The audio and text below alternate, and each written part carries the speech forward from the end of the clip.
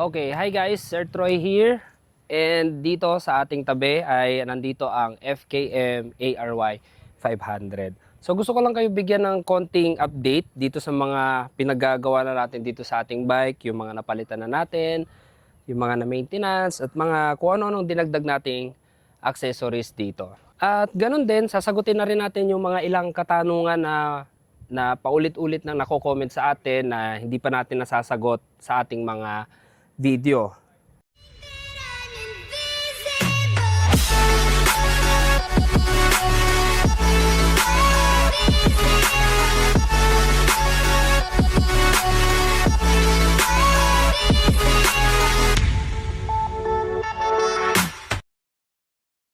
Okay, so unahin natin sa mga parts na napalitan na natin dito sa ARY at doon sa mga kailangan na ng maintenance, ganyan. So una, nagpalit na tayo ng gulong. Hindi na ito yung stock natin na Timsun, yung dual sport tire. So ang gamit na natin ngayon dito ay yung Michelin Anaki Adventure. So ang size natin dito sa harapan, stock size din siya pero oversize siya nung ikinabit na natin. Ala namang naging problema dito sa harapan pero medyo oversize siya pagdating do sa height. Kasi ang stock size ng front tire natin ay 110, 70, rim 19. So ngayon ay ano na siya, 110, 80, rim 19. So medyo tumaas siya ng kaunti. Kaya pagdating sa seat height natin, tumaas din tayo ng kaunti. At dito naman sa likuran, ang gamit natin dito ay same din. Michelin Anaki Adventure, oversized din siya. Same yung lapad niya na 150, tumaas lang siya ng bahagya, naging 70. Kasi ang stock niya ay 60 and then rim 17. Sunod naman ay itong ating exhaust. Kung mapapansin nyo, medyo dumihin at maitim yung dito sa kanyang pipe. So pinalitan natin yung pipe pero hindi ko pinatanggal yung kanyang catalytic dahil magbabago kasi yung performance ng motor pagka nagpa-cut delete tayo at since simula nung nagka-big bike tayo ay hindi ko ginagawa yung part na yon. Kasi madiwarang proseso kasi yan pag nagpa-cut delete ka, syempre magpapatimpla ka ng ECU, magpapatono ka, ganyan at ibabagay mo yung exhaust na ipapalagay mo. So ang ginawa ko sa kanya, pinalitan ko lang itong kanyang muffler. Same size siya ng stock natin. Kasi yung stock natin ay parang 2-in-1 barrel. So ito ay naging isang buo lang. Long canister siya na open. Parang something 2 to 3 inch yata ang butas nito. At yun, medyo tumunog naman siya ng maganda. Naging mas basic siya compared doon sa stock natin. At yung ating pipe naman, hindi siya ganun kapulido kasi nung nakita ko itong exhaust natin, ito yung pinanggalingan kasi kay Domo, no, doon sa ating Dominar 400. So nung nakita ko siya doon sa storage box ko, ay sabi ko subukan ko kaya dito sa bike natin. Kaya ayun, madalian ako nagpagawa ng pipe, kaya ito ay hindi masyadong pulido. So kapag nakaluwas tayo or nakapunta tayo siguro ng Caloocan or kung meron tayong makitang mapagpagawa na maganda, yun, papagawa natin siya ng mas okay. Pero sa ngayon, para hindi siya pangit tignan, bumili muna ako nung parang heat wrap, something na ganyan nabibili sa TikTok or sa Shopee para sa mga pipe, para mas magandang tignan siya, ganyan. So dito naman sa ating mga luggages, ang stock lang talaga nito ay itong kanyang top box bracket. So nilagyan natin siya ng 36 liter. Ito ay nakuha ko ng free sample from 7 sa TikTok din, alloy ito, tapos maganda yung kanyang plate, hindi plastic, din siya, alloy din. And then ito naman ating bracket dito sa gilid ay additional din natin ito na doon sa binili natin na sec panniers, ito ay plastic ito, and included na yung mga panniers bracket dito. Medyo mahirap lang mag-install sa una kasi ang dami niyang parts. At over time, kailangan i-check mo yung mga tornilyo, kasi lumuluwag sila kahit naka-lock washer. Pero based sa experience ko, nagamit na natin ito sa Philippine Loop at saka Cordillera at maraming rides na rin. Loaded yung ating mga panniers. Ay okay naman sila. So ito hindi 45 liters. So kaya naman pinili ko ito dahil bukod sa magaan siya, tinry ko na rin kasi siyang ibagsak once at talagang nagbe-bear siya ng timbang. Hindi siya nagka-crack sa ganito niya, okay din. At ito, meron na tayong isang ano dito, no, nasagi na tayo once ng truck dito. Nagkaroon lang ng mga scratches pero hindi nag-crack or natanggal yung mga corners niya. So para sa akin okay na rin at talagang maglalast na rin itong mga panniers na to, no. So ito, kinakargahan ko yung isang side ng mga gadgets at yung kabila ay kinakargahan ko ng mga damit, ganyan. Hi! Yan o. Coach. Hello. Hello, Coach. Ayan, may guest tayo ngayon. Ayan, nakikita nyo sa likuran natin. Apo, nag-review po ng motor. Apo. Sige, Nice to meet you po. Okay nga po yun, na para ma-feature kayo. Philippine Motorcycle Tourism. Ayun, yun. Shoutout Philippine Motorcycle Tourism. Para maano? Okay, balik tayo sa review, guys. And then, yan ang ating, ang presyo niya ay 10,000. Meron kasi sila yung 45 liters, yung 12,000 naman yon. Included na rin yung bracket doon. Pero parang medyo OA na sa size kasi, no? Sapat na kasi ito sa, kung 1 week ako nagra-ride, ganyan, 10 days nung Philippine Loop. Kasya na lahat dito sa luggage ko na to, pati dito. Lahat ng kailangan ko na gamit. Plus, meron din tayo ditong mga crash guard bags. Actually, hindi ko talaga ginagamit ito kasi meron akong mas magandang bag na ginagamit dito, yung ating Kriega OS12.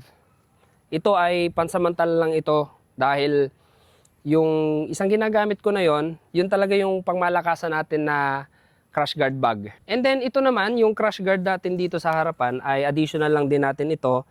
Ito ay yung kamuka nung nasa China kasi merong ARY 500 na nasa China. Ang pangalan kasi doon ay Store 500.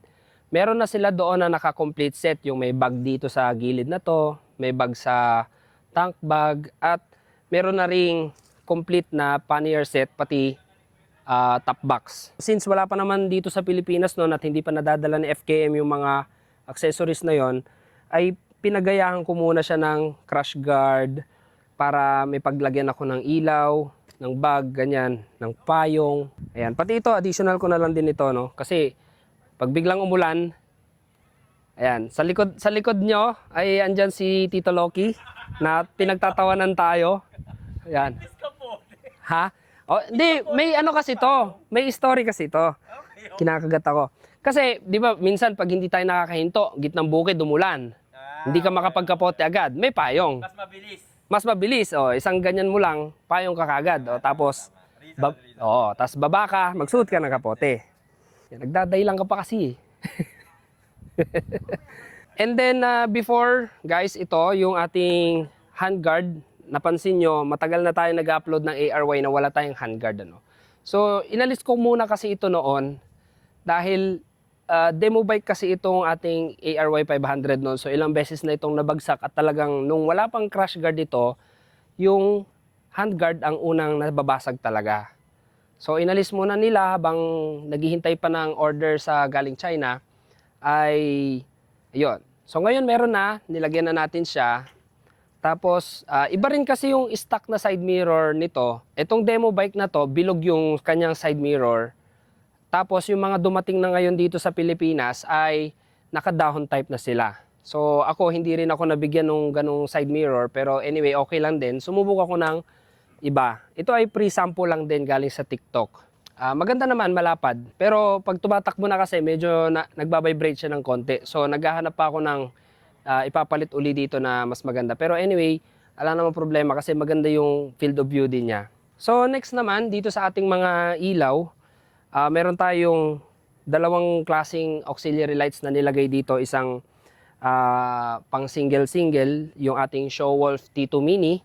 So kapag hindi naman natin kailangan ng malakas na ilaw, hindi tayo namumundok or hindi totally blackout yung paligid natin, ay okay lang itong Showwolf T2.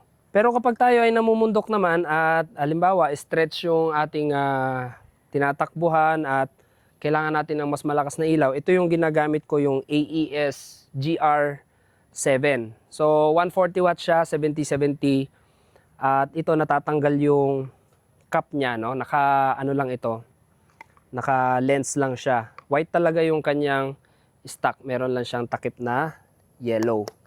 Tapos dito naman sa visor natin, stock lang din ito. Lagyan lang natin siya ng mga sticker, RFIDs, ganyan. So ano pa ba, yung mga napalitan na natin dito. Busina.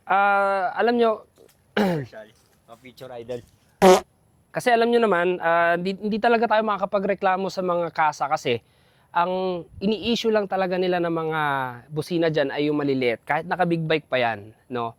Nasa sa atin na yung kung papalitan natin. So pinalitan ko yung busina natin na dalawang disc type na blow punk, yung D91, para siyang stock ng 4 wheels. So pinadagdagan lang natin siya ng relay para lumabas yung boses ng busina. Ayan, so sound check lang tayo kasi baka may mga natutulog sa paligid. Ano. Ito yung tunog ng ating busina. Yan. Yan yung tunog ng ating busina. Malakas yan, guys. Although meron ng built-in fog lamp si ARY500, ay naglagay pa rin tayo ng auxiliary lights kasi ganun tayo kapogi. Ganun tayo kapasikat sa daan, ano? Hindi, joke lang. Kasi yung fog lamps niya, okay naman.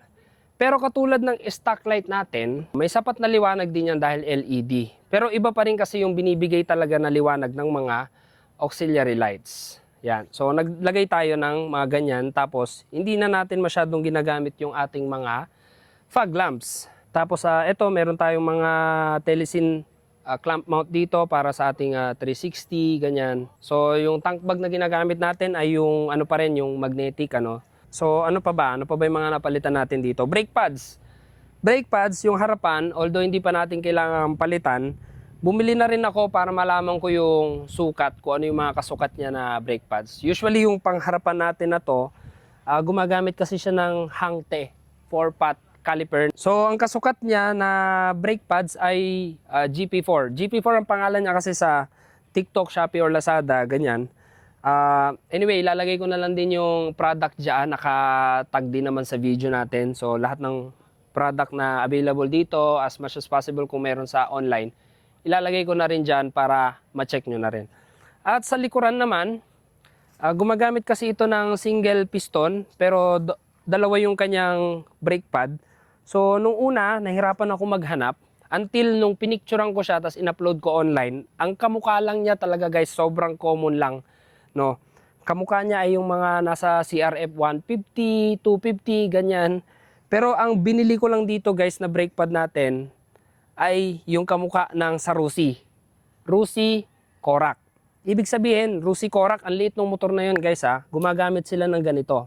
So pagdating sa mga pyesa niya, hindi talaga siya ganun kahirap hanapin. Although bago sa paningin natin yung motor, pero karamihan ng mga pyesa rito ay hindi na bago. Hindi bago sa market. Ano? May mga pinagkuhanan din itong mga to. So, kung meron mang mga one of one dito na pyesa niya, siguro itong yung pagkaitsura niya, kagaya nitong fairings na to dito, yung tangki niya, yan, yung design as Store 500 or ARY 500. Pero pag isa-isang parts, ang mga kinailangan mo dito, marami kang mahanap na kamukha, kagaya ng mga clutch cable, throttle cable, ganyan, mga ganito, fluid canister, brake pads, spark plugs at kung ano-ano pa. Especially dito sa clutch lining natin, may kamukha yan, sigurado. So, tip ko sa inyo, pag naghahanap kayo ng pyesa ng motor, any motorcycle na gamit nyo, meron na kasi ito sa, sa online. Picturean nyo lang yung pyesa, baklasin nyo, picturean nyo yung pyesa. Tapos sa search bar sa taas, i-upload nyo lang doon yung picture. Or i-click nyo yung camera icon, tapos tutukan nyo lang yung product, picturean nyo. Lalabas na doon kung meron ba siyang kamuka or wala. So ganun lang yung ginagawa ko guys pag naghahanap ako ng mga pyesa. Kagaya nung nag-maintenance tayo dito, nagpalit tayo ng oil filter, air filter, brake pads, etc. So yun lang ang diskarte ko para sa paghahanap ng pyesa. So sa mga nagtatanong naman sa akin kung paano magpa-adjust ng seat height kasi merong mga audience tayo, may mga viewers tayo na interested sa bike na to pero hindi nila tayo katulad na may height na 5'7" pataas. So paano daw nila ito maaabot? So meron akong tatlong paraan na ma-share sa inyo para maabot natin yung seat height ng motor na to. Una is yung suspension adjustment. Yung mga clamp niya sa front suspension ay pwede nating ilipat, ibababa lang yon. Sa rear suspension naman natin, ito yung pangalawa. Although nalalambutan lang siya, hindi kasi siya natatabasan or hindi siya napapaikli hindi siya napapashorten, So either patabasin niyo yung kanyang coil spring, ganyan. Pero hindi ko masyado recommend yun kasi kung patatabasan mo yung coil spring mo at hindi mo magugustuhan yung play, let's say sasayad yung gulong sa mudguard mo, etc. ganyan. Sayang yung suspension. Bibili ka ulit ng bago para mapalitan mo yung stock niya. So, isang suggestion ko doon ay bumili ka na lang ng bago. Bili ka ng bagong suspension na ipapalit doon sa stock. At yung pangatlong option naman natin ay yung tabas upuan. And additional na lang din siguro yung magsapatos ng mataas. At kung talaga namang mababa ka pa sa 5'4", yung height mo at interesado ka talaga sa adventure bike na to, pwede mong pagsabay-sabay lahat ng option na yon. Suspension adjustment, tabas upuan, magsapatos ng mataas. So, isang suggestion ko dyan para meron kasing nagko-customize ng sapatos dito sa atin, sa mga gawang Marikina, ganyan. So, stitch sole, yan. Gumagawa ng mga sapatos yan, dedicated sa mga rider na kapos sa height. So, tayo naman guys, as a 5'7" na rider, ay wala pa akong pinagagalaw dito sa upuan at sa mga suspension natin. Actually, nadagdagan pa nga ito kasi ang stock na seat height nito ay 839. Although yung ating mga gulong ay nag-plus 10, nadagdagan pa siya, naging 840 pa. So yung mga sapatos na ginagamit ko, mas lalo na akong nakatingkad doon, Pero ganun pa man, ay dahil sanay na tayo dito kay Ari, ay manageable na yung bike para sa atin, Wag lang talaga tayo yung matatapak sa uneven surface, ganyan, or yung madudulas yung paa natin sa mga buhangin. Yun, malaki talaga yung chance na mataob natin yung bike. So, ganun pa man, maraming interested dito sa bike na to gawa ng kanyang presyo. At the same time, updated na rin yung kanyang mga specifications at hindi talaga tinipid. So, presyo nito ay 298,000 at sa 298,000 meron ka ng 486cc, parallel twin, liquid cooled, fuel injected, naka TFT panel na naka portrait, all LED, may built-in fog lamps, ABS front and rear, at may traction control system. So 6-speed na rin siya at talagang ang tindigan niya ay pang-adventure. Yan ang mga kinoconsider ng ating mga audience kung bakit maraming nagtatanong sa atin about dito sa bike na ito. Gusto nilang makasiguro na before sila bumili nito, masusulit talaga ang pera nila. So, ako naman, bilang first owner ng ARY 500 dito sa Pilipinas, masasabi ko sa inyo, sulit talaga yung 298,000 nyo. Kasi wala kayong makikitang ibang adventure bike na katapat ng 298,000 dito sa Pilipinas. Si FKM pa lang ang merong ganon. At kung ako naman ang tatanungin mo kung sulit na ba itong bike na ito, ang natakbo na nito ay 13,500. Bukas tatakbo pa ito ng another 250 kilometers dito sa Bataan, kasi nandito tayo sa Bataan Adventure Loop, So nandito tayo sa KDR Adventure Camp. Yan, shoutout dito sa KDR Adventure Camp, napakaganda ng lugar dito. At shoutout na rin sa Bataan Adventure Loop at sa lahat ng bumubuo ng loop. Kung meron man kayong additional na katanungan ay i-comment nyo na lang dyan sa ating comment section kasi medyo pause na ako at hindi naman kasi ako nagbo-vlog ng ganitong dire-diretso. Hindi na kasi tayo medyo nagre-review ng bike dahil alam niyo na puro travel tayo ngayon. Kaya madalang ko mapagbigyan yung audience natin na ma-review yung mga motor. So yan lang guys ang update ko sa inyo para dito kay ARY 500. Kung meron kayong katanungan, comment nyo lang dyan sa comment section at sasagutin natin yan kaagad-agad. Alright, so this is Sir Troy. Ride safe and see you on my next one. Maribeles viewpoint or view deck. At ito yung view natin dito guys. Wow! I mean wow talaga.